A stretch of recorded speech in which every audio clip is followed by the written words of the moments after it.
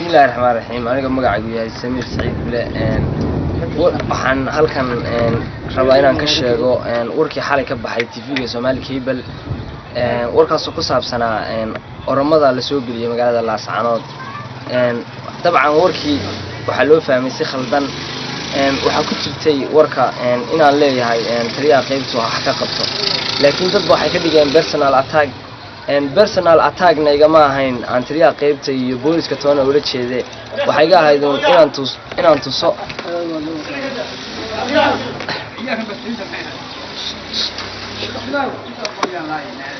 inaan tuso in wax laga qabto arinta xanaanka raaligelin uga jeedinaya taliyaha saldhigga dhexe booliska magaalada Laascaanood iyo taliyaha qaybta booliska